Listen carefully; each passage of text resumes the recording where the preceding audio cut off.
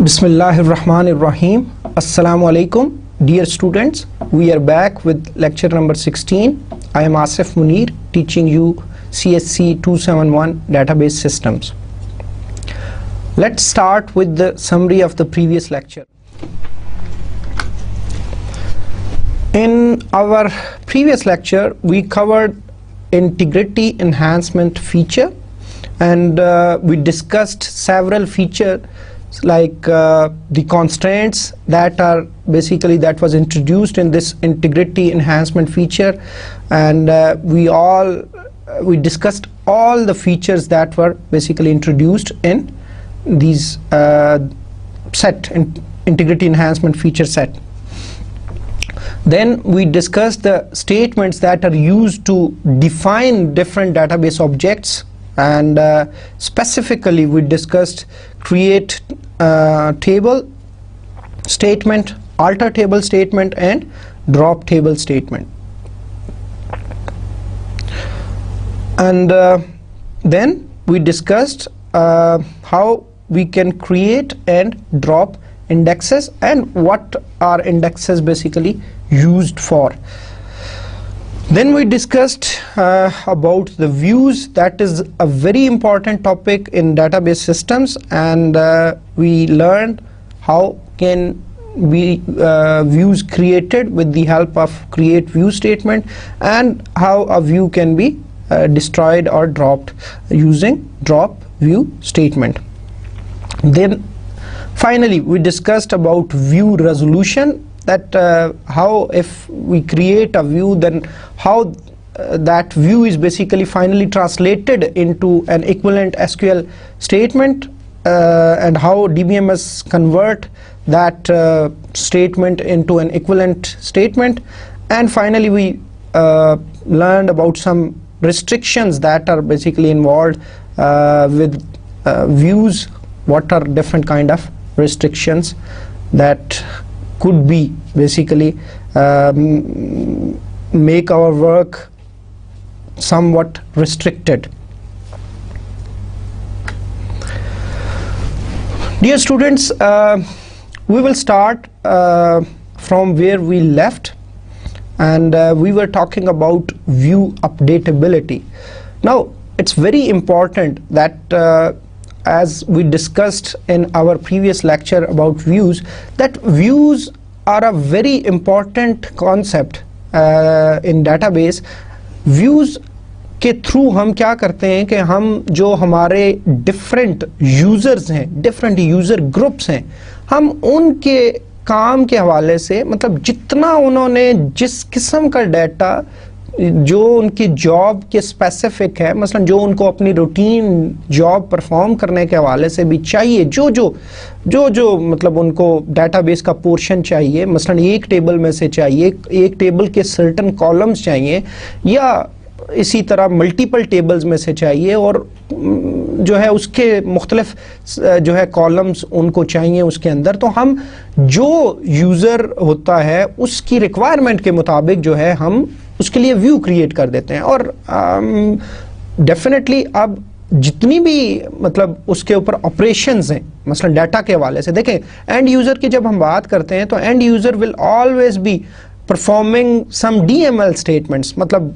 Weather he will be using select statement या insert statement, कोई data, मतलब अब ये भी डिपेंड करता है कि मसलन कुछ यूज़र्स होंगे जिन्होंने रिकॉर्ड्स एंटर नहीं करने, कुछ यूज़र्स ने सिर्फ सिलेक्ट करना है, जस्ट उन्होंने डाटा व्यू करना है, कुछ यूजर्स हैं जिन्होंने सेलेक्ट भी करना है, इंसर्ट भी करना है, अपडेट भी करना है। तो डिपेंड्स कि मतलब जो आपकी स्पेसिफिक ऑर्गेनाइजेशन, उसके अंदर जो एक जॉब है, एक रोल है उस यूज़र का, उसको क्या क्या टास्क्स परफॉर्म करने होते हैं, अपना जो उसकी जॉब है उसको परफॉर्म करने के लिए, तो फिर उसकी रिक्वायरमेंट्स को सामने रखते हुए हम जो है व्यूज़ क्रिएट करते हैं, और फिर हम डिफरेंट किस्म के जो ऑपरेशंस हैं वो फिर उसको अलाउ करते हैं। अब जब हम व्यूज़ के थ्रू उसको अकोमोडेट कर रहे हैं, और देखें व्यूज़ को हमने ये भी कहा कि they basically provide a level of security. तो सिक्योरिटी कैसे प्रोवाइड करते हैं कि जी व्यू जब वो हम एक्सेस व्यू की दे रहे हैं उनको, तो मतलब उनको तो एक्चुअल टेबल का इल्म भी नहीं है, उनके हिसाब से वही टेबल है, और हो सकता है वो जॉइन से मतलब वो व्यू आ रहा हो, मल्टीपल टेबल से उसके कॉलम सेलेक्ट होके आ रहे हो, लेकिन ये सारी चीज़ें एंड यूज़र से हिडन है, ये उसको नहीं पता। वो तो सिंपली उस व्यू का नाम लिखेगा और उसमें से उसके ऊपर जो भी ऑपरेशन परफॉर्म करना चाहता है सिलेक्ट करता है, तो वो उसके ख्याल में यही होगा कि ये एक टेबल है, एक डेटाबेस इसी तरह का है। तो मतलब ये एक तरह से फिर उसकी जो सिक्योरिटी है कि मसलन उनको तो एक्चुअल जो हमारे डेटाबेस ऑब्जेक्ट्स हैं उन तक एक्सेस ही नहीं दे रहे हम। अब अगला हमारा मसला ये है कि suppose there could be certain users which needs to perform basically some insert और अपडेट और डिलीट ऑपरेशन, ठीक है जी, कोई इस किस्म के ऑपरेशन उन्होंने परफॉर्म करने, and we have basically given access to those users on views. तो देन अगर हम कोई व्यू को अपडेट करते हैं किसी भी फॉर्म में, हम कोई नई रो इंसर्ट करते हैं, हम कोई रो अपडेट करते हैं, हम कोई रो डिलीट करते हैं यूजिंग दैट व्यू, तो देन क्या होना चाहिए? अब व्यू तो इटसेल्फ कुछ भी नहीं है, व्यू बेसिकली व्यू का डाटा जो है वो कहां से आ रहा है, वो हमने कहा था वो बेस टेबल्स में से आ रहा है, ठीक है। तो अब क्या होना चाहिए, या फर्ज करें इसका रिवर्स देखते हैं कि मसलन बेस टेबल था, फर्ज करें हमने कंडीशन लगाई हुई थी कि we have created a view, create view XYZ, और हमने कहा जी as select static from staff table where branch number is equal to B003, and suppose when we created that view उसके अंदर सिर्फ 3 रोज ऐसी थी जो ब्रांच B003 वाली थी, लेकिन फर्ज करो बाद में स्टाफ के टेबल में 4 एम्प्लॉइज और आगे जो कि ब्रांच B003 में काम करते हैं। तो अब क्या होना चाहिए कि जो नई 4 रोज आई हैं स्टाफ के टेबल में वो तो अब व्यू में नजर आनी चाहिए, क्योंकि अब व्यू हमने जैसे कहा था कि व्यू जो है वो बेसिकली क्या है, रन टाइम पे क्यूरी की जाती है एक्चुअल बेस टेबल से और उसमें से रिजल्ट आता है। अच्छा, इसी तरह कोई रो अपडेट होगी, मसलन एक रो का एक स्टाफ था उसको ब्रांच B003 में जो था उसको शिफ्ट कर दिया उन्होंने B007 पे, तो फिर क्या होगा, इट मीन्स कि उसकी रो अब उसमें शिफ्ट उसमें नजर नहीं आनी चाहिए।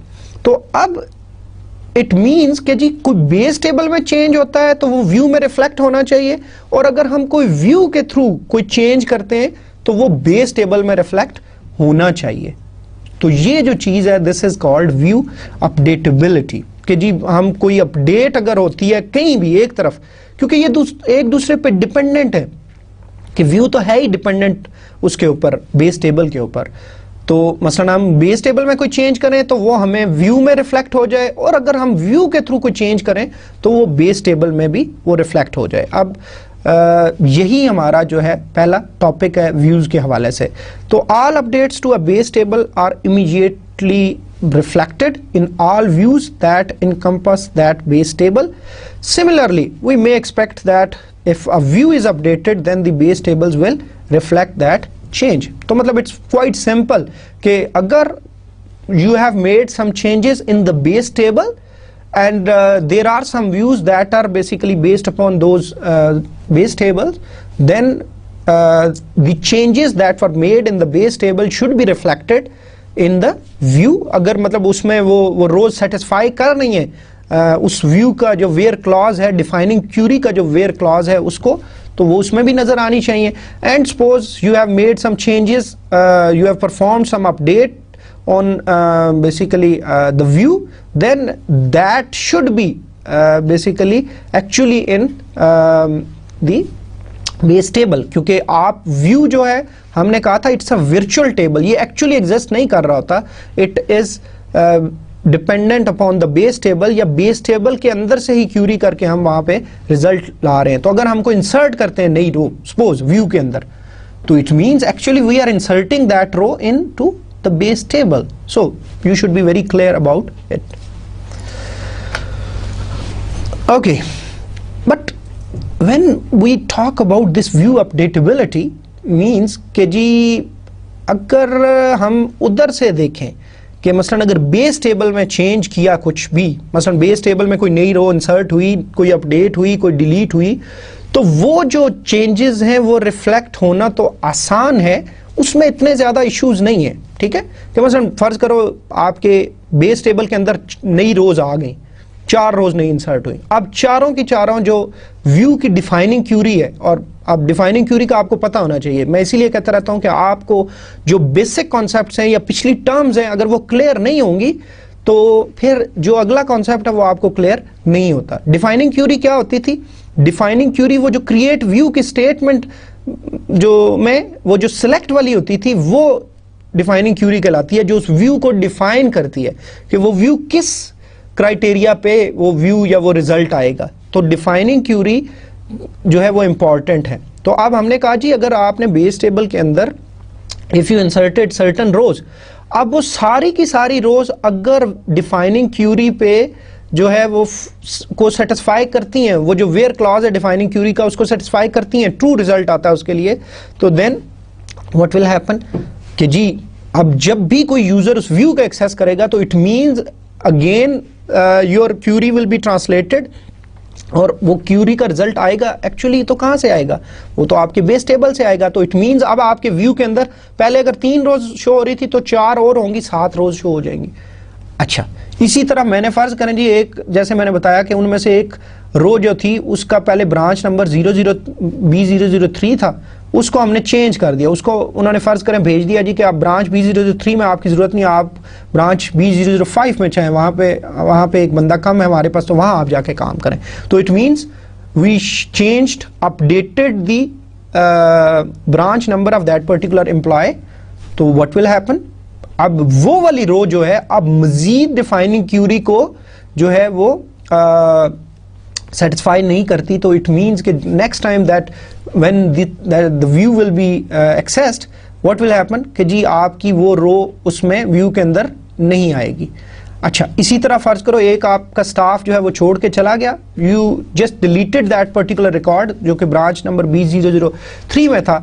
तो of course when there is no record available for that record, मतलब वो रिकॉर्ड है ही नहीं, तो देन व्हाट शुड हैपन कि जी आपका वो वाला रिकॉर्ड तो अब आपके रिजल्ट में नजर नहीं आएगा। ठीक है, तो मतलब बेस टेबल के हवाले से कोई इश्यूज नहीं है कि वो जो चेंजेस होंगे वो ऑटोमेटिकली आराम से रिफ्लेक्ट हो जाएंगे। लेकिन when we make some changes through view तो then we have some problems, और वो प्रॉब्लम हम यहाँ पे डिस्कस करेंगे। सपोज अगर आपको हमारे पिछले लेक्चर में जो हमने व्यू क्रिएट किया था जिसका नाम था staff property count CNT, staff prop CNT, please इसको जरा आपने एक दफा सामने देख लें बुक में से ताकि आपको क्लियर हो जाए कि स्टाफ प्रॉप काउंट क्या था। स्टाफ प्रॉप काउंट में हम 3 चीजें सिलेक्ट कर रहे थे। हम स्टाफ नंबर सिलेक्ट कर रहे थे, ब्रांच नंबर सिलेक्ट कर रहे थे, और बेसिकली क्या था कि ये व्यू किसके लिए था कि हमें उस ब्रांच वाइज जो स्टाफ मेंबर्स हैं वो कितनी प्रॉपर्टीज मैनेज कर रहे हैं हम उसका रिकॉर्ड रख रहे थे। ठीक है, कि हर ब्रांच के अंदर जो हर स्टाफ मेंबर है वो कितनी प्रॉपर्टीज को मैनेज कर रहा है। And this view was created by a defining query that was basically extracting data from 2 tables, जिसमें आपका एक स्टाफ का टेबल था और प्लस आपका प्रॉपर्टी फॉर रेंट का टेबल था। ठीक है, अच्छा अब आपका जो ये व्यू है, अब इसमें ये है कि suppose we want to insert a row. ठीक है, वी आर आस्क्ड कि जी एक रो इंसर्ट करो कि हमारा जी ब्रांच नंबर जिसके, चूंकि इसमें 3 एट्रीब्यूट्स हैं आपको पता है, इसमें एक एट्रीब्यूट है ब्रांच नंबर का, एक स्टाफ नंबर का और एक आपका नंबर ऑफ प्रॉपर्टीज कितनी है। ठीक है, तो अब आप जब ये रो इंसर्ट करते हो कि you are asked to insert, मतलब थ्रू दिस व्यू, इस व्यू के थ्रू आप एक रो इंसर्ट करते हो और वी एज्यूम कि जी आपको इंसर्ट का राइट है इस व्यू के ऊपर। तो the branch number is B003, the staff number is SG5 and the number of properties that staff manages जो कि SG5 है वो 2 है। अब एक आप नया रिकॉर्ड एंटर करना चाह रहे हो, तो when we will insert this record, तो इंसर्ट की क्यूरी आपके सामने है। It should be very simple कि insert into staff prop count. ठीक है जी, staff prop CNT values B003 SG5 और 2। अब स्टेटमेंट तो बड़ी सिंपल सी है, कोई मसला नहीं है, लेकिन आप ये देखें कि ये स्टेटमेंट एग्जीक्यूट हो जाएगी, ये करेगी क्या actually.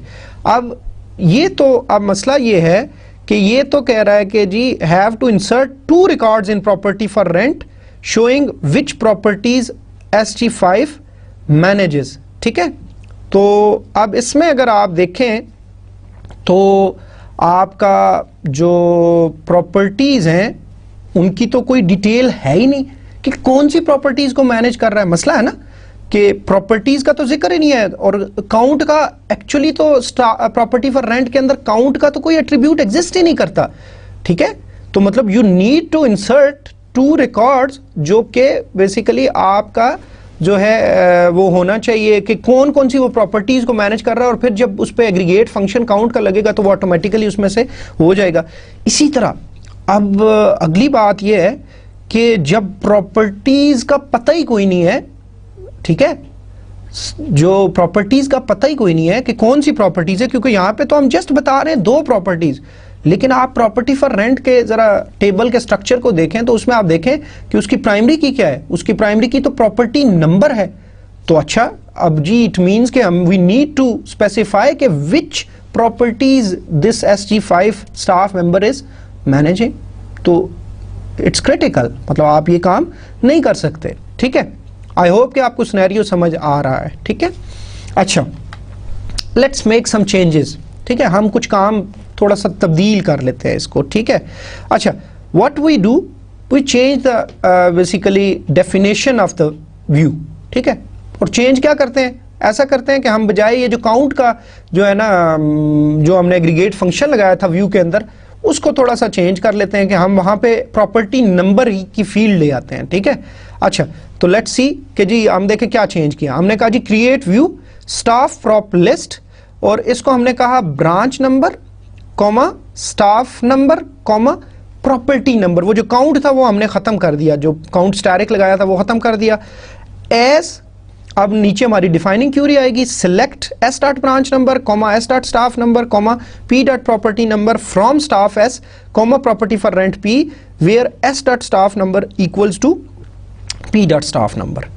And again what we do, we try to insert this record. ठीक है, हम ये रिकॉर्ड इंसर्ट करते हैं जी जिसमें ब्रांच नंबर आपकी B003 है, स्टाफ नंबर अगेन जो है SG5 है, कॉमा जो आपका प्रॉपर्टी नंबर है दैट इज PG19। अच्छा, अब क्या होगा जी, शुड दिस क्यूरी वर्क, आपका क्या ख्याल है? अच्छा, इसमें कोई इश्यूज नजर आए आपको? अब मसला ये है कि सपोज कि जी आपका हम चूंकि ये देखें, अब ये डाटा सपोज कि जी वी एज्यूम कि ये स्टाफ मेंबर एग्जिस्ट करता है पहले से और उसका डाटा स्टाफ के टेबल में है, हम ये एज्यूम कर लेते हैं। ठीक है, कि वो जो स्टाफ मेंबर है SG5, उसका नेम भी गिवन है, उसका पोजीशन भी गिवन है, उसकी बाकी डिटेल्स भी हैं, उसकी ब्रांच नंबर भी B003 स्टाफ टेबल में है, लेकिन still this query will create some problem. और वो प्रॉब्लम्स क्या होंगे, जरा अगेन अगर आप देखें अपने प्रॉपर्टी फॉर रेंट वाले जो आपका टेबल है उसको देखें, तो प्रॉपर्टी फॉर रेंट में देखें प्रॉपर्टी नंबर है जो कि प्राइमरी की है, तो वो तो वैल्यू हमें मिल जाएगी जो आपकी इसमें आपने PG19 जो आपने सप्लाई की, तो ये तो प्रॉपर्टी नंबर के लिए वैल्यू है।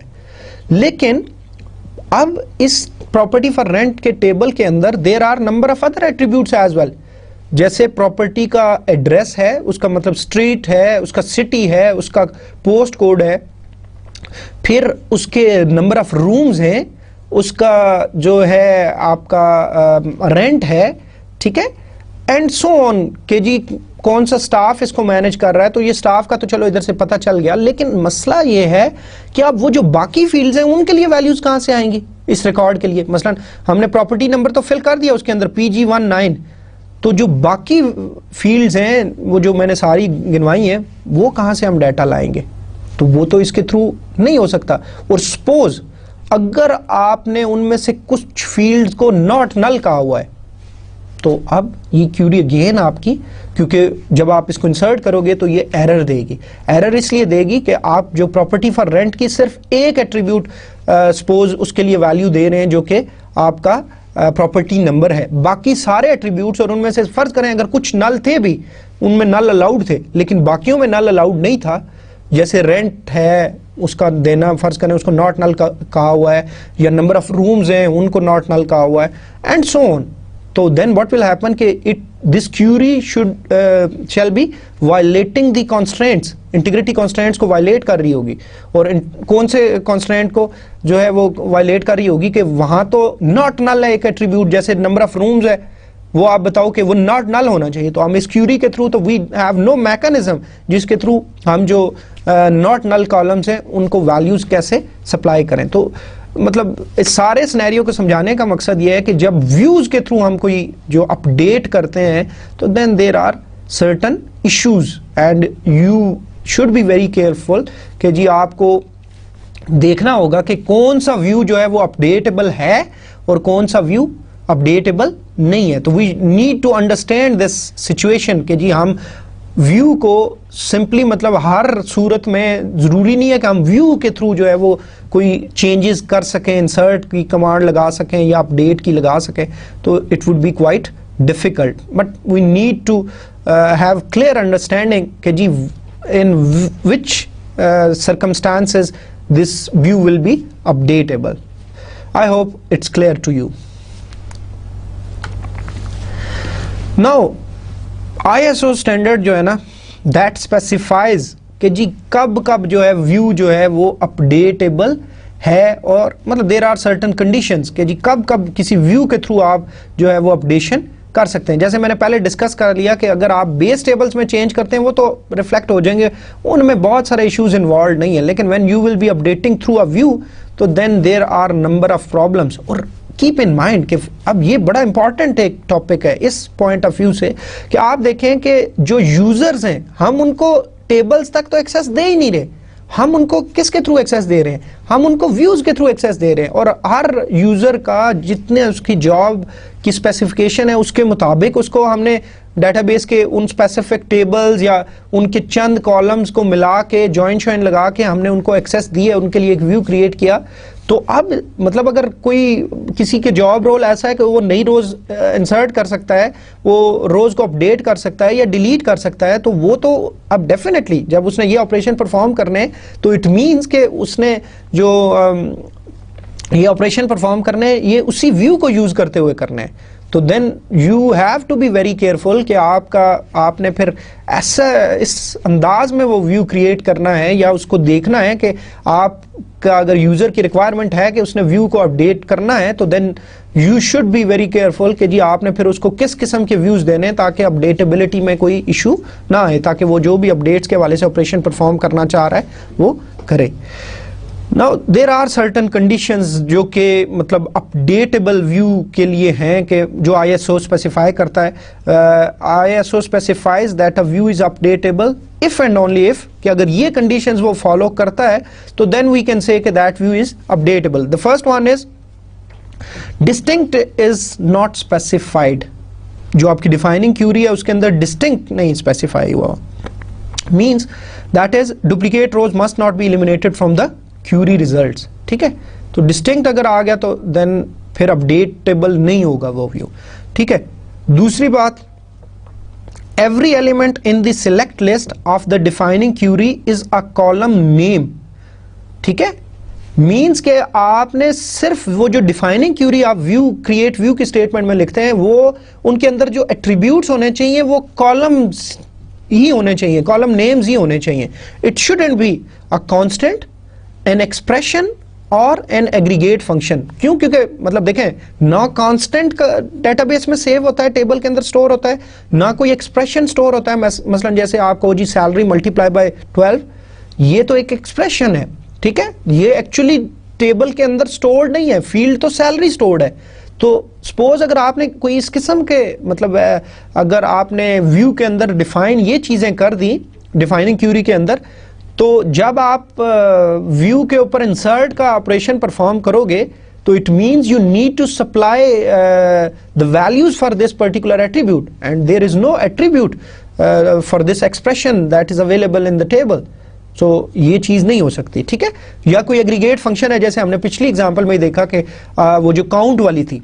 अब का एक्चुअल एट्रीब्यूट तो नहीं एग्जिस्ट करता ना स्टाफ के टेबल में या प्रॉपर्टी फॉर रेंट के टेबल में। वो तो हमने जस्ट एक एग्रीगेट फंक्शन लगा के वो कैलकुलेट किया था, डिराइव किया था कि ये जो है हमारी कंप्यूटेड फील्ड थी एक, ठीक है। तो अब जब इंसर्ट करना है तो इंसर्ट जब करेंगे तो वो तो फिर आपका आपने देखा था कि उसमें क्या इशू आ रहा था हमारे पास, ठीक है, कि हमें तो वो बताना पड़ता था कि कौन सी प्रॉपर्टीज वो मैनेज कर रहा है, नॉट द नंबर। नंबर तो उधर कोई ऐसी फील्ड है ही नहीं जो नंबर को स्टोर कर रही है। अच्छा, तो you should be very clear कि जो आपकी डिफाइनिंग क्यूरी है उसकी सिलेक्ट लिस्ट के अंदर किसी किस्म का जो है ना कांस्टेंट होना चाहिए, ना एक्सप्रेशन होना चाहिए, ना एग्रीगेट फंक्शन होना चाहिए, and the column names should not appear more than once, ठीक है। और एक कॉलम एक से ज्यादा दफा नहीं आना चाहिए, ठीक है जी, एक दफा ही आना चाहिए। दूसरी है हमारी जो है व्यू अपडेटेबल होने की कंडीशन है, ठीक है। दो हमने, एक डिस्टिंक्ट सेलेक्ट के अंदर नहीं यूज करना, मतलब अगर आपने डिफाइनिंग क्यूरी के अंदर डिस्टिंक्ट यूज किया तो फिर आपका अपडेटेबल व्यू नहीं होगा। दूसरी चीज, आपकी जो सिलेक्ट लिस्ट है डिफाइनिंग क्यूरी की उसके अंदर आपके एग्रीगेट फंक्शंस, कांस्टेंट्स या एक्सप्रेशंस नहीं होने चाहिए, सिंपल कॉलम्स होने चाहिए जो किसी टेबल के हों, मसलन चाहे किसी एक जो भी टेबल्स उसके अंदर इन्वॉल्व हैं उनके कॉलम्स हो, और एक जो एट्रीब्यूट है it should appear only once, ठीक है जी।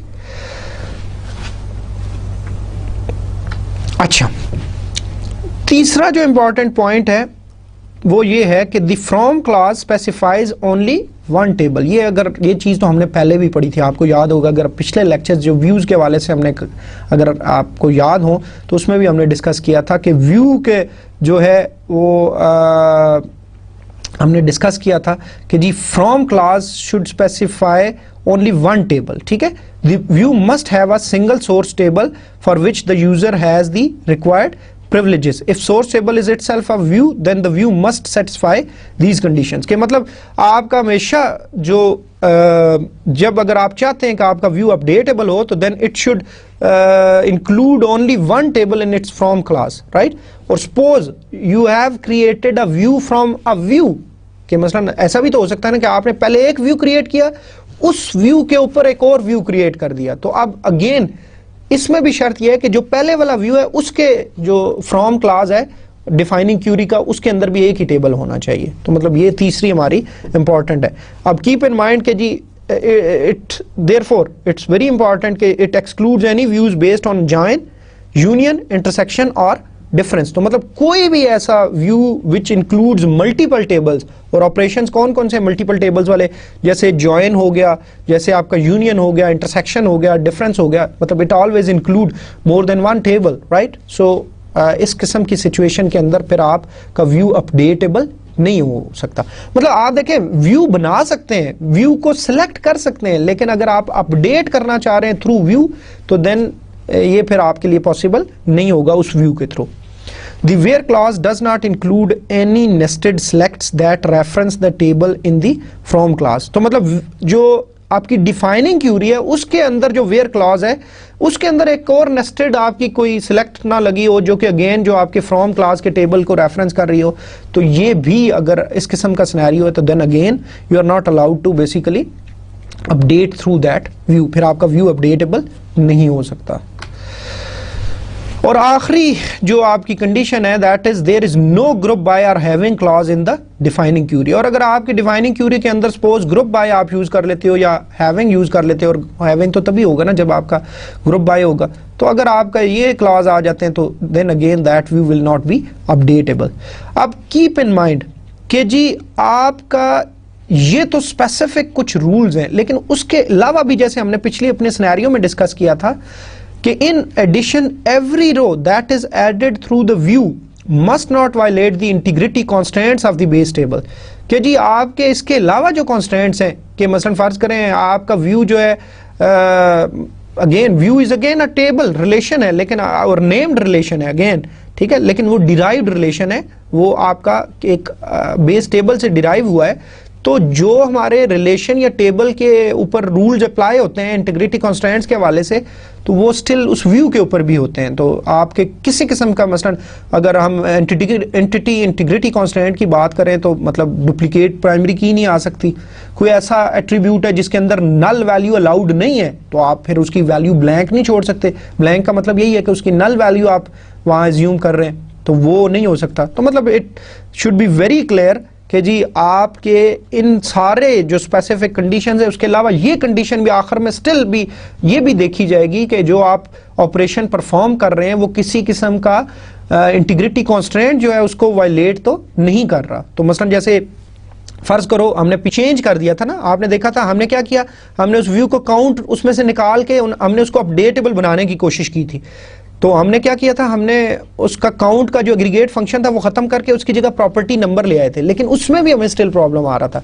क्या प्रॉब्लम आ रहा था कि आपके जो प्रॉपर्टी फॉर रेंट के बाकी एट्रीब्यूट्स हैं जो नॉट नल हैं, जिनके लिए वैल्यू सप्लाई करना मस्ट है, रिक्वायर्ड डाटा वाला वो जो कॉन्स्ट्रेंट है इंटीग्रिटी एनहांसमेंट फीचर के अंदर, तो वो जो है वो आपका इट मीन्स के we should supply the values for those attributes, ठीक है। लेकिन व्यू के थ्रू तो हमारे पास कोई ऑप्शन ही नहीं थी, हमें तो सिर्फ उस व्यू के 3 एट्रीब्यूट्स की एक्सेस थी। तो जब 3 की एक्सेस है तो इट मीन्स कि हमारे ख्याल में तो वही आपका जो पूरा टेबल है वो इन्हीं 3 एट्रीब्यूट्स के ऊपर एग्जिस्ट मतलब बेस करता है या वो एग्जिस्ट करता है इसके ऊपर। तो आपको ये सारी कंडीशंस का पता होना चाहिए। अगर कोई भी इनमें से आप वायलेट करते हैं तो then your view is not updatable, right. I hope it's clear, ठीक है। लेकिन जो हम आगे जाएंगे definitely you would be clear about these concepts. लेकिन अगर आप साथ साथ इन चीज़ों को समझ लेते हो तो then it will help you a lot. अच्छा, अब ऐसा है कि हम फिर अगेन अपडेटेबल व्यू की एक डेफिनेशन ज़रा करने की कोशिश करते हैं कि ये सारी बातें जो है हमने की हैं इसको समरी या इसका सम अप करना चाहें तो कैसे कह सकते हैं। तो अपडेटेबल व्यू की अगर डेफिनेशन एक सादा अल्फाज में करना चाहें, इसको रीडिफाइन करना चाहें हम, तो वी कैन से कि for a view to be updatable the DBMS must be able to trace any row back to its row और any column back to its column in the source table. बहुत सादा से अल्फाज में ये बात है, और बात ये है, इसको समझ लें ऐसे, इसको ऐसे समझें कि आप देखें व्यू बनता किससे है, व्यू का जो डाटा है वो कहाँ से आता है, वो बेस टेबल में से आता है या सोर्स टेबल में से आता है। इट मीन्स कि जी अगर हम ये चाहते हैं कि एक रो जो आई हमारे पास कोई भी, अगर वो व्यू में हमें नजर आ रही है तो इट मीन्स वही रो कहीं एग्जिस्ट करनी चाहिए जो है टेबल के अंदर भी, उसी सोर्स टेबल के अंदर भी। तो अगर हम उसको ट्रेस कर सकते हैं from source table to view और back from view to source table, तो मतलब, और वो 2 चीजों के लिए, किसी भी रो के लिए या किसी पर्टिकुलर कॉलम के लिए, तो इन दोनों सूरतों में क्या होगा, you can say that view will be updatable. तो इट्स कुड बी डिफाइंड इन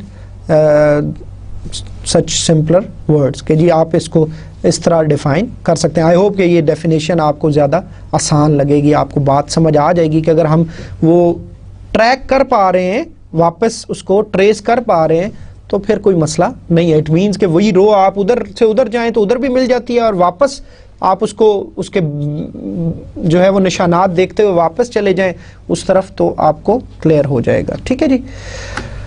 अच्छा, अब ये जो विद चेक ऑप्शन है, अब चूंकि कुछ हिस्सा हमने पिछले लेक्चर में व्यू क्रिएट व्यू की स्टेटमेंट के हवाले से कवर किया था, तो कुछ चीज़ें उधर हमारे पास थी, तो अब विद चेक ऑप्शन आखिर में आ रहा था आपका, ठीक है। तो विद चेक ऑप्शन जो है आज हम डिस्कस करेंगे। अब कीप इन माइंड कि जी ये ऑप्शन किस लिए इस्तेमाल की जाती है, इसका भी बड़ा इंपॉर्टेंट रोल है, एंड आई होप कि you will be able to understand कि जी इसका क्या रोल है।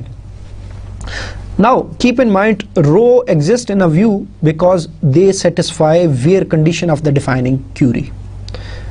कोई भी रो आपको जो व्यू में नजर आ रही है, मसलन आप select static from the view name, मतलब उस व्यू के डाटा को जब एक्सेस करते हैं, और हमने आपको याद हो कि जो व्यू रेजोल्यूशन को देखा था, व्यू रेजोल्यूशन क्या था कि जब हम एक्चुअली व्यू को एक्सेस करते हैं तो वो क्यूरी आपकी ट्रांसलेट होती है। ट्रांसलेट किस में होती है, बैक टू द ओरिजिनल, के जी वो डिफाइनिंग क्यूरी वो जो तकरीबन आपकी थी उसको मिला के फिर आपकी वो क्यूरी जो है वो उसके साथ, ताकि मतलब एक्चुअली उन टेबल्स में से किन में से वो डाटा आ रहा था उसमें ट्रांसलेट होती है। डीबीएमएस तो इसी तरह काम करता है ना, हमने बड़ा डिटेल से देखा था व्यू रेजोल्यूशन के अंदर।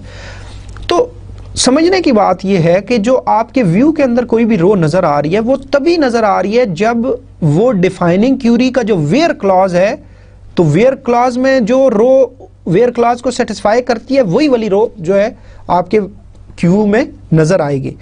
इट मींस कि जी if a row changes and no longer satisfies the condition it disappears from the view. ठीक है, ऐसे ही होना चाहिए कि मसलन जैसे फर्ज करें हमने व्यू क्या क्रिएट किया था, सपोज कि हमें शुरू का जो हमने व्यू क्रिएट किया था, हमने कहा जी हॉरिजॉन्टल रो एक व्यू हमने क्रिएट किया था कि सिलेक्ट, सपोज हमने सारे कॉलम सेलेक्ट कर दिए स्टाफ से, where branch number is equal to B003। मसलन एक व्यू हमने शुरू में ये क्रिएट किया था, आपको याद है, मैनेजर 3 स्टाफ के नाम से। अच्छा, इट मींस कि अब सिर्फ वही रोज आएंगी व्यू के रिजल्ट में जो where clause of the defining query को सेटिस्फाई कर रहे हैं। व्हाट डज इट मीन कि जिन लोगों का ब्रांच नंबर B003 है वही वाली रोज आएंगी। लेकिन फर्ज करो उनमें से एक स्टाफ मेंबर था, जैसे मैंने पहले भी एग्जांपल दी थी, कि उसके ब्रांच नंबर को हम चेंज कर देते हैं, उसको हम B003 से B007 कर देते हैं, तो क्या होगा? इट मीन्स के that row is not satisfying the where clause of the defining query anymore, then it shouldn't be visible in basically view। ठीक है, तो अब इसी तरह फर्ज करो आपकी कुछ नई रोज आई, ठीक है, आपने इंसर्ट या अपडेट किया और वो रोज जो है आपकी कुछ नई ऐड हो गई या अपडेट होके ब्रांच B003 कर दिया गया, तो अब there will be these new rows available in the view कि जी आपकी ये नई रोज जो है आपने इंसर्ट की, अपडेट की, जिनका ब्रांच नंबर फर्ज करो B005 था, एक बंदा B005 में काम करता था, उसको उठा के उन्होंने कहा जी B003 में आ जाओ आप। ठीक है, तो अब वो रो भी अब आपके व्यू में नजर आनी चाहिए। तो इट मीन्स इसी तरह जो आपकी कुछ रोज ऐड हो सकती हैं व्यू के अंदर, कुछ जो है वो वापस जा सकती हैं। तो एनी रोज दैट एंटर और leave the view they are called migrating rows. ठीक है, तो इस किस्म की रोज को आप क्या कहते हैं? जो माइग्रेट कर जाती हैं। बाज़ औक़ात वो व्यू में नहीं थी, व्यू में आ गई, व्यू के अंदर थी और व्यू से चली गई। ठीक है, तो विद चेक ऑप्शन जो है वो यही काम करता है कि with check option prohibits a row migrating out of the view. तो अब हमें खुद से वो सिचुएशंस देखनी पड़ेंगी कि कब हमने इस किस्म का चेक लगाना है कि वो फिर रोज को माइग्रेट नहीं करने देगा, रोज को माइग्रेट जो है वो करने से रोकेगा। लेकिन ये कुछ मतलब बड़ा ही स्पेसिफिक आपके जो है वो कंडीशंस होंगी, उसके ऊपर जो है आप जो है ये विद चेक ऑप्शन का इस्तेमाल करोगे। लेकिन हम इसको समझ लेते हैं, फिर आपका जहाँ पे कोई सिनेरियो हो वहाँ पे आप देख सकते हैं कि इसको अप्लाई करना है या नहीं। लेकिन कीप इन माइंड कि with check option prohibits a row migrating out of the view, कि वो उसको व्यू से माइग्रेट करने नहीं देती। लेकिन आने वाला का इतना प्रॉब्लम नहीं है कि वो आने देगा, अगर कोई बेस टेबल में चेंजेस होते हैं तो वो जाने इतनी आसानी से नहीं देगा। ठीक है जी। अच्छा, अगर आप इसकी क्रिएट स्टेटमेंट की डेफिनेशन देखें तो उसमें आपको विद चेक ऑप्शन के साथ दो और ऑप्शंस नजर आती थी, वो एक लोकल की थी और कैस्केडेड की थी। ठीक है, लेकिन ये जो लोकल और कैस्केडेड हैं they apply to the view hierarchies. अब इनका कुछ खास रोल है, हम उनको देख लेते हैं। विद लोकल, अगर लोकल के हम ऑप्शन यूज कर रहे हैं, एनी रो इंसर्ट और update on view and any view directly और indirectly defined on this view must not cause row to disappear from the view unless row also disappears from the derive table और the table. तो it means कि जी अगर आपने local की option use की और विद चेक लोकल आपने किया, तो जो ये ऑप्शन है ये आपकी रो को व्यू से डिसअपीयर नहीं होने देगी अनटिल अनलेस आपके वो जो जिस व्यू से आपने डिराइव किया हुआ है या जिस टेबल से आपने ये व्यू डिराइव किया हुआ है, अगर उसमें से भी वो निकल नहीं जाती। और ऑन द अदर हैंड जो कैस्केडेड वाली ऑप्शन है that is the default one. Any row insert update on this view and on any view directly or indirectly defined on this view must not cause row to disappear from the view। तो मतलब वो तो किसी सूरत में जो है वो इसको व्यू से नहीं जाने देगा। तो इसको अब ये थ्योरेटिकली इनको ज़रा समझना थोड़ा सा ट्रिकी है, आप इनको एग्जांपल्स के थ्रू जब हम देखेंगे तो I hope it would be clear. Suppose this is an example कि यू आर आस्क्ड कि जी create view manager 3 staff as select static from staff where branch number equals to B003 और with check option. ठीक है, अब आपने ये with check option specify कर दिया। पहले हमने सिर्फ व्यू क्रिएट किया था ना मैनेजर 3 स्टाफ का, अब हमने इसके साथ विद चेक ऑप्शन भी कर दिया। अब ये देखें ये कौन सा है with check option, it means के डिफॉल्ट कौन सा है। जब आप नहीं वो ऑप्शन यूज कर रहे लोकल और कैस्केडेड में, तो कैस्केडेड डिफॉल्ट है।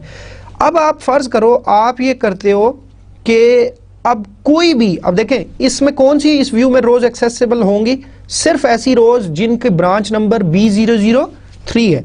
ठीक है, तो suppose you right an update command, और इन अपडेट कमांड मसलन फर्ज करो कि यू अपडेट स्पेसिफिक रो किसी भी एक स्टाफ मेंबर की जो इस व्यू के अंदर है, और आप उसकी ब्रांच को चेंज करते हो B003 से B002 पे, तो कैस्केड क्या करेगा, अलाउ करेगा कैस्केडेड ऑप्शन?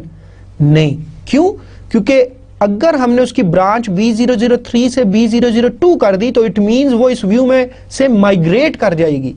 ठीक है, it will go out of this view, right. तो ये काम तो नहीं अलाउ करता जो है वो आपका कैस्केडेड वाला। ठीक है, और जो आपकी विद चेक ऑप्शन है वो ये काम नहीं होने देगा।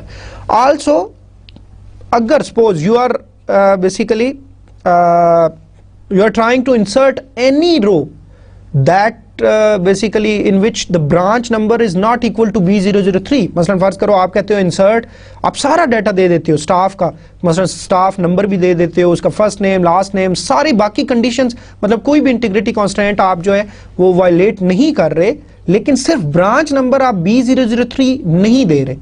तो अब इस किस्म की भी ये रो चूंकि ये व्यू में नहीं जाएगी, ये एक्चुअली बेस टेबल में जानी चाहिए ना, तो अब चूंकि हमारी ऑप्शन जो है वो कैस्केडेड की है, तो कैस्केडेड किसी किस्म का इस किस्म की जो है वो जो है वायलेशन को एक्सेप्ट नहीं करता कि जिसमें वो रो माइग्रेट कर जाए आउट ऑफ द व्यू। तो मतलब ये भी आप इस किस्म का ऑपरेशन परफॉर्म नहीं कर सकते। लेकिन डेफिनेटली अगर आप कोई भी ऐसी रो इंसर्ट करते हैं जो ब्रांच नंबर B003 के है तो वो एक्सेप्टेबल होगा, या किसी और स्टाफ मेंबर को आप अपडेट कर देते हो और उसका ब्रांच नंबर B003 कर देते हो तो वो एक्सेप्टेबल होगा। आई होप ये आपको क्लियर हो गया होगा। ठीक है, ये with check option with local था। ठीक है, अच्छा अब हम कैस्केडेड को देखते हैं। ठीक है, और मतलब लोकल को इन फिर कैस्केडेड हमने देख लिया, अब हम जरा लोकल को देखते हैं। लोकल को देखने के लिए थोड़ा सा इंपॉर्टेंट था कि उसमें चूंकि वो ये था कि अगर आपका रो वो तब माइग्रेट होगी जब वो एक्चुअल टेबल से जिससे आपने वो डिराइव किया, या जो व्यू है वो जिससे आपका वो डिराइव हुआ है व्यू उसमें भी ना रहे तो फिर आपका वो अलाउ करेगा, अदरवाइज नहीं करेगा। मसलन फर्ज करें आपने एक जो है वो व्यू क्रिएट किया, create view low salary as select static from staff where salary is greater than 9,000। तो एक लो सैलरी का आपका व्यू क्रिएट हो गया जिसमें आपने सिर्फ उन लोगों को सिलेक्ट कर लिया जिनकी सैलरी 9,000 से ज्यादा है। अब आपने एक और व्यू क्रिएट किया हाई सैलरी का एज सेलेक्ट स्टैटिक फ्रॉम, और इनको उन लोगों में से इसका फ्रॉम क्लास देखें तो जरा गौर से देखें, इसमें लो सैलरी है। इट मींस कि आपका ये जो व्यू है that is based upon the previous view. तो आपने जो इसका डाटा सारा सिलेक्ट हो रहा है वो फ्रॉम लो सैलरी से हो रहा है where salary is greater than 10,000। लेकिन इसमें ऑप्शन आपने क्या दे दी, विद लोकल चेक ऑप्शन। ठीक है, इस पे आपने ये कंडीशन लगा दी कि with local check option means के कोई माइग्रेशन नहीं करने देनी आसानी से लोगों को। ठीक है, मतलब मींस के ऐसी रोज जो इस व्यू में जो नजर आ रही हैं फिर उनको वापस नहीं जाने देना इस व्यू से आउट। ठीक है, क्रिएट व्यू, एक तीसरा व्यू क्रिएट किया हमने, क्रिएट व्यू मैनेजर 3 स्टाफ। अब मैनेजर 3 स्टाफ का हमने किया as select static from high salary. अब हमने जो इस व्यू को क्रिएट किया that is based upon the previous view high salary पे where branch number equal to B003। ठीक है, अब ये सिनेरियो आपके सामने है। ठीक है, तो अब ये सिनेरियो फर्ज आप देखें कि आपका जो मैनेजर 3 स्टाफ है that is depending upon the high salary view, और हाई सैलरी व्यू डिराइव किससे हुआ है, लो सैलरी से, और लो सैलरी एक्चुअली किस में से आ रहा है, स्टाफ के टेबल में से आ रहा है। लेकिन जो आपका हाई सैलरी है वो विद लोकल चेक ऑप्शन है। ठीक है, तो इसका इंपैक्ट आप देखते हैं कि मसलन हम फर्ज करें कि आपने अब जो है मैनेजर 3 स्टाफ का जो व्यू है उसमें अपडेट किया, उसमें आपने अपडेट किया जी, update manager 3 staff set salary equals to 9550 where staff number equal to SG37। SG37 उसमें नजर आ रहा है। प्लीज जैसे मैं कहता रहता हूं कि आप इस किस्म की सिचुएशंस में अपने टेबल्स को सामने रख लिया करें ताकि आपको क्लियर हो कि आपके व्यू का रिजल्ट क्या आ रहा है। तो आपका एक एम्प्लॉय जो था SG37 वो रो में अपीयर हो रहा था, तो इट मींस उसकी सैलरी 10,000 से ज्यादा थी, ठीक है, तभी वो इस में व्यू में आ रहा था, क्योंकि हमारा जो हाई सैलरी था उसमें वेयर की कंडीशन क्या थी कि ऐसे तमाम लोगों का डाटा दिखाना है जिनकी सैलरी 10,000 से ज्यादा है, ठीक है। अब मुझे ये बताएं कि अगर ये अपडेट हम करते हैं तो क्या होना चाहिए, ये हो जाना चाहिए या नहीं होना चाहिए? What do you think? इसको सक्सेसफुल मतलब ये एग्जीक्यूट हो जाएगी अपडेट की स्टेटमेंट? नहीं होगी। क्यों?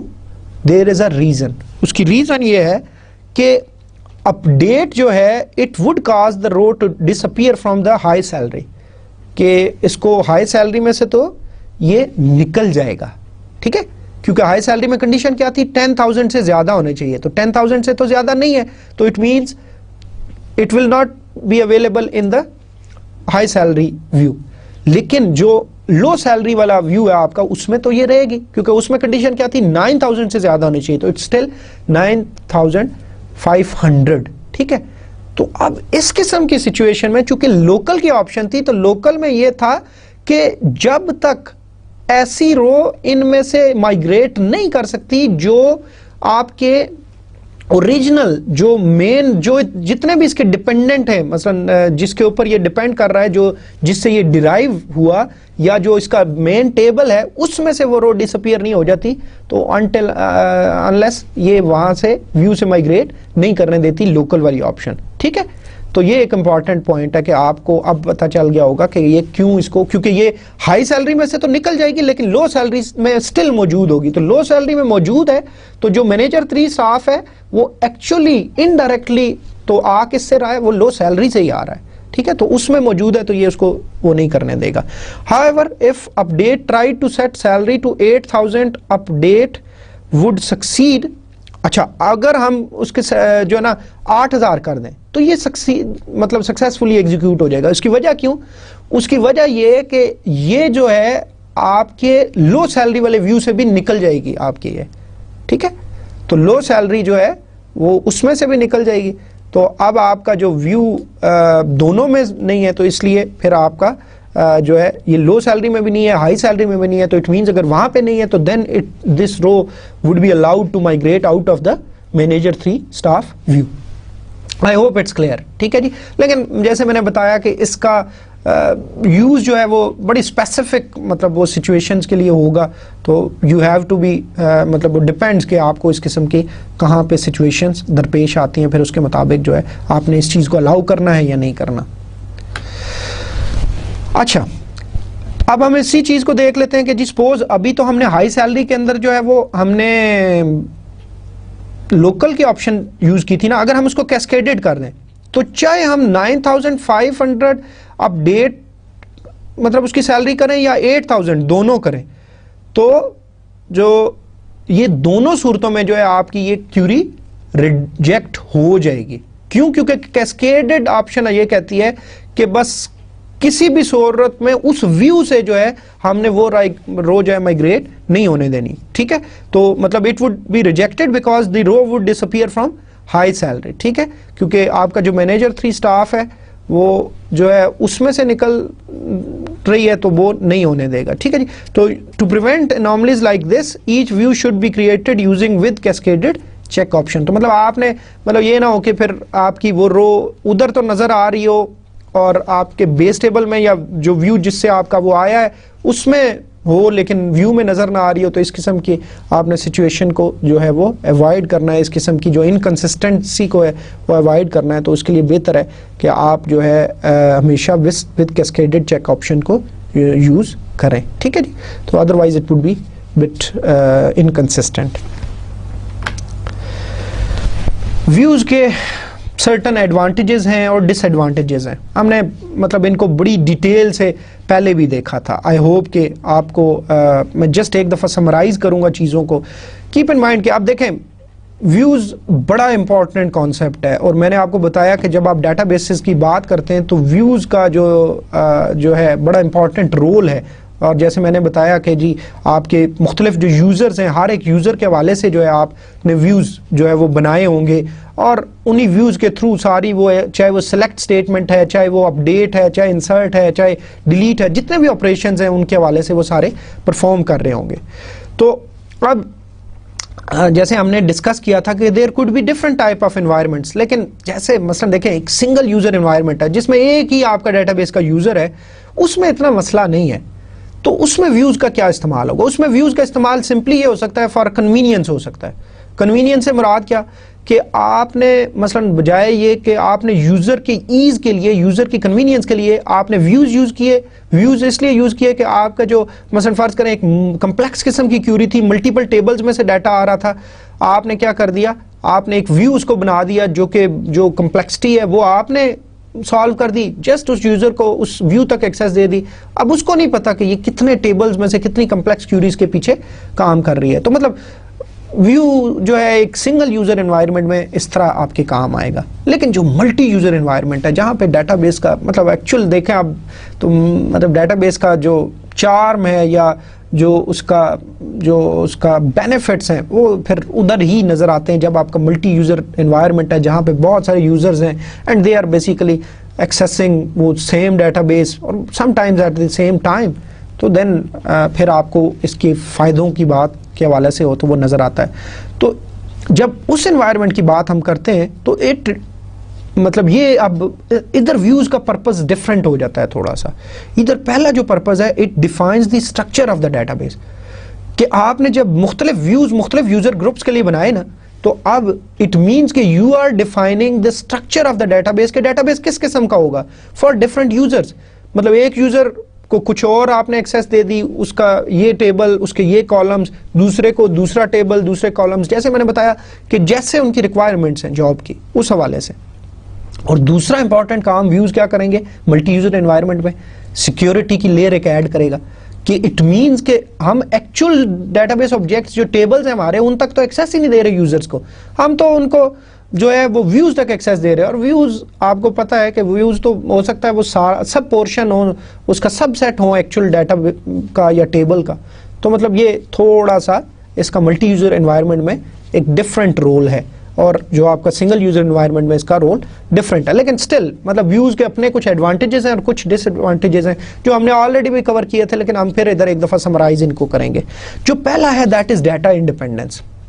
डाटा इंडिपेंडेंस प्रोवाइड करते हैं व्यूज़। कैसे डाटा इंडिपेंडेंस प्रोवाइड करते हैं? मसलन देखें, फ़र्ज़ करें आपने एक यूज़र ग्रुप के लिए एक व्यू क्रिएट किया हुआ था, वो फ़र्ज़ करें स्टाफ के टेबल में से था। स्टाफ के चंद आपने कॉलम्स हैं या जो है एट्रीब्यूट्स हैं उनको सिलेक्ट उसमें किया हुआ है, वो आप जो यूज़र ग्रुप है उसको उस व्यू की एक्सेस दे रहे हैं।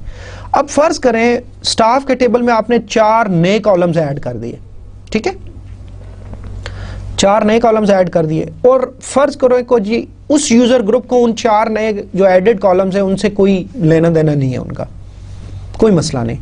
अब आपके वो जो यूज़र है वो इफेक्टेड नहीं होगा उससे, उसका उस पर कोई असर नहीं होगा, वो स्टिल अपना व्यू एक्सेस कर रहा होगा। हालांकि आपने स्ट्रक्चर में चेंज किया लेकिन वो चेंज उधर ट्रांसफ़र नहीं हुआ। और आप ये देखें कि जितनी एप्लीकेशन प्रोग्राम्स बने होंगे और जिसमें उस व्यू का इस्तेमाल होगा, तो it means you don't need to modify those application programs. मतलब वो सारा का सारा एप्लीकेशन प्रोग्राम उसी व्यू के ऊपर बेस कर रहे हैं, उनमें वही फील्ड्स डिस्प्ले हो रही हैं जो उससे पहले थी। 4 नए कॉलम्स बेशक उसमें ऐड हो गए हैं, ठीक है। मसलन फ़र्ज़ करें उस स्टाफ के टेबल में से हमने 3 कॉलम्स डिलीट कर दिए, कोई जो कि कम होता है, रेयर होता है। मैंने बताया कि मतलब जो हमने पहले भी डिस्कस किया था कि ये सिचुएशंस कम होती हैं, ठीक है, कि मसलन आपका ऐसा नहीं होता कि जो है आपके बहुत ज़्यादा वो जो आपका डेफिनेशंस है उसके अंदर चेंज फ्रीक्वेंट नहीं होता, रेयर होता है, ठीक है। डाटा में बहुत ज़्यादा चेंज होता है, इंसर्ट होती हैं, रोज़ अपडेट होती हैं, डिलीट होती हैं एंड सो ऑन। लेकिन आपका जो डेफिनेशन है अगर उसमें चेंज हो, तो मैंने पिछले लेक्चर्स में भी डिस्कस किया था कि उसका इम्पैक्ट बहुत बड़ा होता है, बहुत वाइड होता है। तो you always avoid changing the definitions frequently, right? अच्छा, तो अच्छा फ़र्ज़ करें मसलन डाटा इंडिपेंडेंस की एक और एग्जांपल मैंने बता दिया, नया कॉलम ऐड हो गया, उस व्यू में नहीं चाहिए तो कोई फ़र्क नहीं पड़ता, डिलीट कर दिया, वो उस व्यू में नहीं था, कोई फ़र्क नहीं पड़ता, जितनी भी एप्लीकेशन उसके ऊपर बेस कर रही थी वो चेंज नहीं होगी। लेकिन स्टिल हाँ, अगर ये है कि अगर आपने नए कॉलम ऐड करवाए और अब जो है आपको वो कॉलम उसको भी दिखाने हैं, यूज़र ग्रुप को भी, उस व्यू में भी, तो फिर थोड़ा सा है कि आपको उसको वो एट्रीब्यूट्स जो है वो ऐड करने पड़ेंगे, ठीक है, आपको रीडिफाइन करना पड़ेगा व्यू, अदरवाइज इशू है। या फ़र्ज़ करें आपका एक टेबल, मतलब मल्टीपल टेबल में से क्यूरी आ रही थी, ठीक है, तो ये भी मतलब या फ़र्ज़ करें कि एक टेबल था, उसको स्प्लिट कर दिया 2 टेबल्स में, तो अब यूज़र के लिए हमें फिर जो है हम जो है वो फिर व्यू को रीडिफाइन कर देंगे, ठीक है, मतलब स्टिल उसको वही व्यू देंगे, लेकिन हम जो है हमारा जो है स्ट्रक्चर जो है वो चेंज हम बेशक हुआ है, लेकिन स्टिल हम उसको व्यू में जस्ट उसकी डेफिनेशन थोड़ी सी मॉडिफाई कर देंगे, रीडिफाइन कर देंगे, तो स्टिल इट विल वर्क। तो मतलब ये आपको डाटा इंडिपेंडेंस प्रोवाइड करता है। दूसरी बात करेंसी की है कि जी आपके जितने भी चेंजेस होते हैं वो ऑटोमेटिकली रिफ्लेक्ट हो जाते हैं, कि बेस टेबल में कोई चेंज हुआ तो वो आपके व्यू में रिफ्लेक्ट हो जाएंगे, और व्यू में कोई चेंजेस किए तो वो बेस टेबल में, डिपेंड्स कि अगर वो व्यू आपका अपडेटेबल है या नहीं।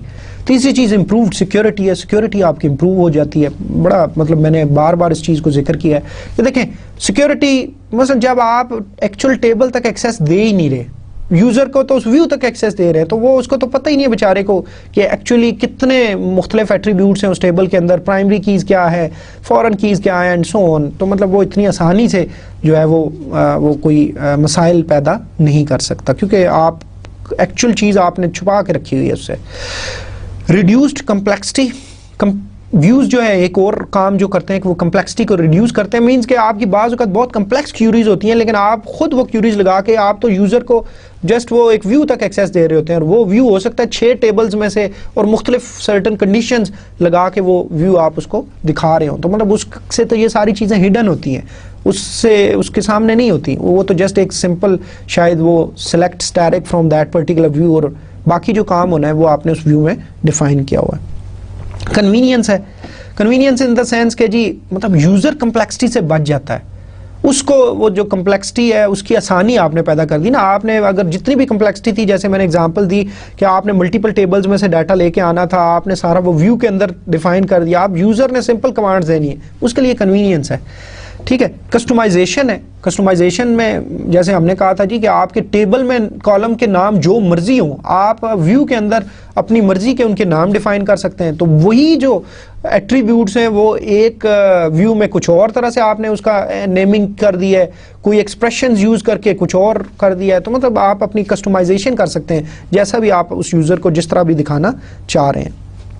डाटा इंटीग्रिटी आपकी कि मतलब किसी किस्म की जो वायलेशंस हैं अगर व्यू के ऊपर आपने लगाई हुई है विद चेक ऑप्शन या जिस किस्म की भी, और मतलब जैसी जनरल कॉन्स्टेंट्स, तो वो सारे ही जो आपके मतलब वो जो इंटीग्रिटी इन्हांसमेंट फीचर के अंदर हैं वो तो सारे वो वायलेट तो होने ही नहीं देगा, क्योंकि again it's a relation, view भी एक रिलेशन है। तो ये सारी चीज़ें जो है आपको ये बेनिफिट्स में आती हैं, व्यूज़ के बेनिफिट के हवाले से बात करें तो। अब हर चीज़ के जैसे कुछ फ़ायदे होते हैं तो फिर कुछ नुकसानात भी होते हैं, ठीक है। तो इसी तरह व्यूज़ के भी कुछ फ़ायदे अगर हैं तो इसके कुछ नुकसानात भी हैं। जो पहला इसका नुकसान या जो इसमें हमें लिमिटेशन नज़र आती है वो ये है कि अपडेट के ऊपर रिस्ट्रिक्शंस है, कि व्यू के थ्रू अपडेट करना चाहते हैं, और हमने बड़ी डिटेल से देखा कि क्या क्या रिस्ट्रिक्शंस आती हैं और कब एक व्यू जो होगा वो अपडेटेबल होगा। हर एक व्यू अपडेटेबल नहीं हो सकता, ठीक है। तो ये पहली चीज़ है कि ये इसका डिसएडवांटेज है कि हम जिस तरह एक टेबल पे सिंपली ऑपरेशंस परफॉर्म कर सकते हैं, सादे मतलब जो हमें जिस तरह दिल करता है एज सच, उस तरह व्यू के केस में हमारे पास इतनी फ्रीडम नहीं है। हमें पहले कंडीशन सारी बड़ी केयरफुली देखनी पड़ेगी कि वो व्यू अपडेटेबल है या नहीं है। दूसरी जो इम्पॉर्टेंट चीज़ है वो है स्ट्रक्चर रिस्ट्रिक्शन की, कि जी हम व्यू का जो है वो स्ट्रक्चर जो है हम किस किस्म का वो डिफ़ाइन करते हैं, उस हवाले से भी कि मतलब उसमें क्या चीज़ें होनी चाहिए, कि व्यू के अंदर क्या हो सकता है, व्यू के अंदर क्या नहीं हो सकता, एंड सो ऑन, उसके हवाले से भी कुछ हमारी इश्यूज़ हैं। और तीसरी इम्पॉर्टेंट चीज़ है परफॉर्मेंस। परफॉर्मेंस इस तरह के, जैसे आप ये देखें कि हमने व्यू रेजोल्यूशन में कवर किया था कि जो आप मतलब एक यूजर ग्रुप या एक पर्टिकुलर यूजर जब व्यू को एक्सेस करता है, select static from manager 3 staff view करता है, तो अब ये क्यूरी ट्रांसलेट होती है इक्विवेलेंट वो जो सोर्स टेबल है उसके कॉलम्स और जो फ्रॉम क्लास था उधर का, जैसे वो हमने पूरे स्टेप्स व्यू रेजोल्यूशन के एक एग्जांपल के हवाले से कवर किए थे। तो अब कीप इन माइंड के this takes time plus resources of the system, computer के रिसोर्सेज ना, मतलब आपके वो क्यूरी को ट्रांसलेट करना, फिर processing time and so on, तो मतलब it adds to some overhead. ठीक है जी, ये आपका कुछ ओवरहेड बढ़ जाता है। और ये आम हालात में तो शायद हो कि मसलन जहाँ पे एक ही यूज़र है या चंद एक यूज़र्स हैं और आपके जो व्यू है वो इतना ज़्यादा कम्प्लेक्स भी नहीं है, एक सिंपल टेबल एक से ही आ रही हैं, आपकी सारे कुछ एट्रीब्यूट्स आ रहे हैं, कॉलम्स आ रहे हैं। लेकिन just imagine you are working in a multi user environment जिसके अंदर थाउजेंड्स ऑफ यूज़र्स हैं, मे बी बहुत ज़्यादा यूज़र्स हैं, प्लस जो आपका व्यूज हैं वो बहुत ज़्यादा कम्प्लेक्स हैं, उनमें से मल्टीपल टेबल्स में से वो व्यू डाटा लेके आ रहा है। तो देन आप ये सोच सकते हैं कि फिर आपकी जो व्यू की एक्सेस है वो हो सकता है उधर फिर आपको परफॉर्मेंस का इशू नज़र आए कि आपने वो जो व्यू को एक्सेस किया तो वो फिर बड़ा टाइम लगा रहा है। वो टाइम क्यों लगाएगा कि वो ट्रांसलेट करेगा, मल्टीपल टेबल्स हैं, सारे कॉन्स्ट्रेंट्स देखेगा एंड सो ऑन, मतलब फिर सिस्टम रिसोर्सेज भी शायद बहुत सारे यूजर्स के साथ शेयर हो रहे हैं, तो देन इट कुड बेसिकली मतलब परफॉर्मेंस वाइज आपका फिर थोड़ा सा आपको प्रॉब्लम हो सकते हैं। तो मतलब ये एक बहुत बड़ा डिसएडवांटेज है जो है व्यूज़ के हवाले से हम बात करें। लेकिन इसका एक सोल्यूशन जो है हम अगले जो है टॉपिक में एक कवर करने जा रहे हैं कि बजाय ये कि हर दफ़ा वो क्यूरी ट्रांसलेट हो इक्विवेलेंट क्यूरी के अंदर जो सोर्स टेबल में से है जो व्यू रेजोल्यूशन में हो रहा था, तो हम कोई इसका क्यों ना कोई और तरीका निकालें, कुछ और बेहतर तरीका जो है इस्तेमाल करें जिसका शायद अपने कुछ और मतलब डिसएडवांटेजेस हों लेकिन हमारी एक्सेस जो है वो फास्टर हो। ठीक है, तो हम उस चीज़ को डिस्कस करेंगे इंशाल्लाह। ओके, जो अगला हमारा टॉपिक है वो वही है जैसे मैंने डिस्कस किया कि अब जो व्यूज़ होते हैं, फ़र्ज़ करें अगर एक व्यू है वो बार बार एक्सेस हो रहा है और जैसे मैंने बताया कि सपोज वो व्यू था वो बड़ा कम्प्लेक्स किस्म की उसमें डिफाइनिंग क्यूरी लगी है, मल्टीपल टेबल्स में से डाटा आ रहा है and you are working in a environment that is basically a multi user environment, then मतलब अब इस किस्म के सिनेरियो में आप परफॉर्मेंस डिग्रेडेशन नहीं चाहते, आप चाहते हो कि आपकी परफॉर्मेंस भी अच्छी रहे, तो फिर तो मसला होगा, व्यू रेजोल्यूशन तो टाइम लगाएगा। ठीक है, क्योंकि आपकी कम्प्लेक्स क्यूरी है, यूज़र्स भी बहुत ज़्यादा है, सिस्टम भी ओवर बर्डनड है, उसने बहुत सारे लोगों की रिक्वेस्ट को जो है वो फुलफ़िल करना है। तो अब इस सूरत में हमारी व्यू रेजोल्यूशन वाला कॉन्सेप्ट जो है वो काम सही प्रॉपरली नहीं करेगा। व्यू रेजोल्यूशन मैकेनिज्म के हवाले से अगर हम बात करें तो it always requires additional resources, computer resources. It may be slow and particularly if the view is accessed frequently, then there are certain problems, right? Then there is a mechanism that is called view materialization that stores view as a temporary table when the view is first queried. मसलन जब आप view create करते हो ना और जब आप उसको जो है व्यू रेजोल्यूशन नहीं व्यू मटेरियलाइजेशन मैकेनिज्म के थ्रू क्रिएट करते हो, तो अब जब फर्स्ट टाइम वो डिफाइनिंग क्यूरी एग्जीक्यूट होगी ना तो जो उसका रिजल्ट आएगा वो टेम्परेरी एक टेबल क्रिएट कर देगा। लेकिन हमने पहले कहा था कि जो व्यू है उसका एक्चुअली डाटा अपना नहीं होता, वो उधर से लेके आ रहा होता है, तो इधर जो भी रिजल्ट आएगा ना उसका एक अलग से टेम्परेरी टेबल बना लेगा। ठीक है, अब इसका फ़ायदा क्या होगा, इस टेम्परेरी टेबल का फ़ायदा ये होगा कि आप बजाय हर दफ़ा उसको फिर क्यूरी बेस टेबल में से करने की ज़रूरत नहीं है, वो उसी टेबल में जो कुछ पड़ा हुआ है उसको, तो मतलब आपका वो जो डिले आ रहा था वो टाइम के हवाले से या जो एडिशनल रिसोर्सेज आपके इस्तेमाल हो रहे थे वो अब नहीं होगा। अच्छा, अब जितनी भी दोबारा अब एक्सेस होगी वो इस व्यू की, वो अब दोबारा क्यूरीज वो जो व्यू रेजोल्यूशन के थ्रू वो सारा प्रोसेस है ट्रांसलेशन का वो नहीं होगा, अब वो एक्चुअली इस टेम्परेरी टेबल में से डाटा उठा लेगा। ठीक है, लेकिन अब इसके अंदर एक और इशू आ जाता है। इसके अंदर अगला इशू क्या आ जाता है भाई, ये एक मसला तो हल हो गया हमारा कि जी आपका जो डाटा है वो तो टेम्परेरली आपने एक टेबल में रख लिया और अब हर दफ़ा वो आप बेस टेबल में से दोबारा क्यूरी करके नहीं ला रहे जब भी व्यू को एक्सेस किया जा रहा है। लेकिन इसमें इशू क्या आ गया कि जी फ़र्ज़ करो जी बेस टेबल में कुछ चेंजेस आते हैं, ठीक है, नई रोज़ ऐड हो जाती हैं, वो भी अब उस व्यू में नज़र आनी चाहिए। वो कैसे उस टेम्परेरी टेबल में आए? हमने तो कहा जी कि क्यूरी तो एक दफ़ा एग्जीक्यूट होगी जब आपका शुरू में, और वो डाटा जो भी रिजल्ट आएगा वो रिजल्ट उसने टेम्परेरी टेबल में रख लिया, लेकिन वो जो नई रोज ऐड हुई हैं वो किस तरह इसमें अब नजर आए इस टेम्परेरी टेबल में, ये एक थोड़ा सा इशू है। ठीक है, तो जो इसकी करेंसी जो टर्म है, करेंसी से मीन्स के वो जो अपडेट बिल्कुल जो चेंजेस नए मॉडिफिकेशंस हुई हैं बेस टेबल में वो भी रिफ्लेक्ट कैसे हो, वो जो है वो थोड़े से इशू वाला मामला है। और इसके लिए जो टर्म यूज होती है वो डाटा जो है व्यू मेंटेनेंस यूज होती है कि जी हम व्यू मटेरियलाइजेशन अगर यूज कर रहे हैं तो व्यू मेंटेन कैसे रखा जाए, अपडेट अप टू डेट कैसे रखा जाए। ठीक है, तो हम देखते हैं जी view maintenance aims to apply only those changes necessary to keep view current. ठीक है, कि मसलन जी आपने फर्ज करो कि आपकी अब मतलब इसमें जो अब प्रॉब्लम आ रहा है वो यही है कि जी फर्ज करो कि अगर अब कोई भी ऐसे चेंजेस बेस टेबल में होते हैं जो कि व्यू में नजर आने चाहिए, तो अब कैसे वो जो है आपके जो टेम्परेरी टेबल क्रिएट हुआ है वो, क्योंकि बार बार तो आपकी क्यूरी ट्रांसलेट नहीं होगी बेस टेबल के लिए। ठीक है, तो ये एक थोड़ा सा इशू है। इसको समझने के लिए हम देखते हैं थोड़ा सा, मसलन फर्ज करें वही वाली हम एग्जांपल ले लेते हैं जी। हम कहते हैं क्रिएट व्यू स्टाफ प्रॉपरेंट। अच्छा, एक और व्यू हम क्रिएट कर रहे हैं, इसकी एक ही फील्ड है स्टाफ नंबर एज, और select distinct staff number from property for rent. ठीक है, और where branch number is equal to B003 and rent is greater than 400। तो प्रॉपर्टी फॉर रेंट में से हम सिर्फ स्टाफ नंबर ले रहे हैं जो मुख्तलिफ प्रॉपर्टीज को हैंडल कर रहे हैं। ठीक है, एक ही फील्ड, लेकिन जिनकी ब्रांच B003 है और जिस प्रॉपर्टी वो वाली सिलेक्ट हो रही है जिसकी मतलब, एक तो पहली बात है ऐसी प्रॉपर्टीज जिनको हैंडल कौन से स्टाफ मेंबर्स कर रहे हैं, ब्रांच B003 वाले। और दूसरी खास बात यह कि उस जो प्रॉपर्टीज जो भी वो हैंडल कर रहे हैं उनका जो रेंट है दैट इज ग्रेटर देन 400। ठीक है जी, तो व्यू आप जरा प्लीज प्रॉपर्टी फॉर रेंट वाला टेबल अपने सामने रखें।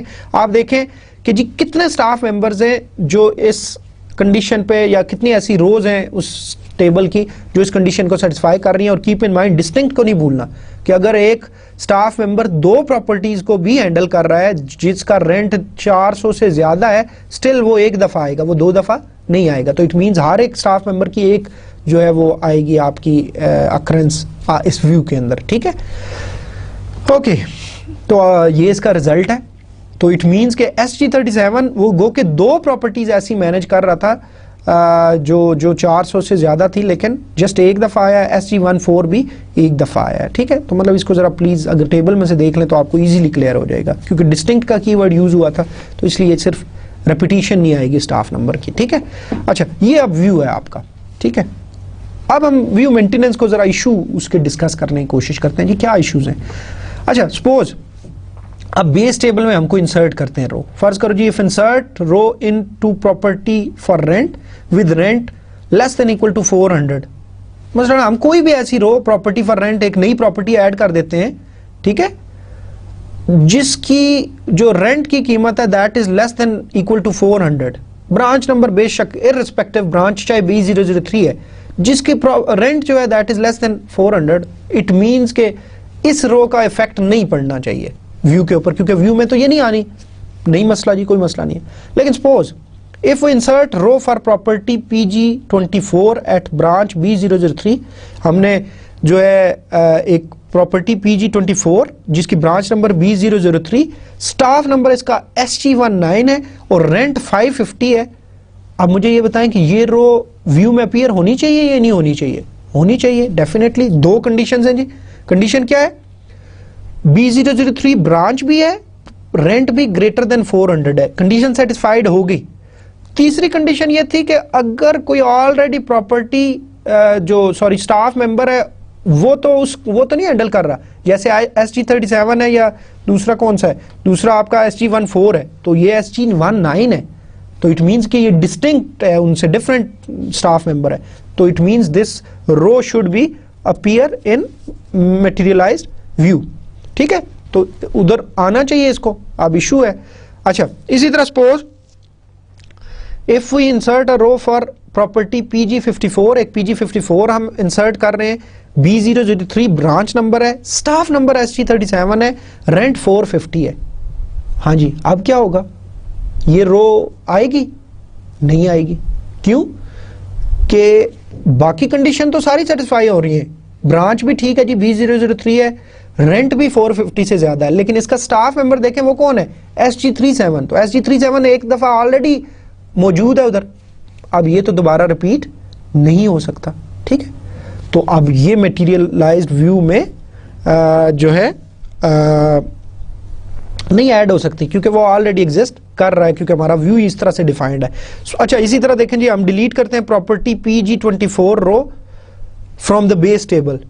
तो अब PG24 जरा देखें ना, उसका SG19 था, स्टाफ नंबर और ब्रांच B003 और रेंट भी 550 से ज्यादा था।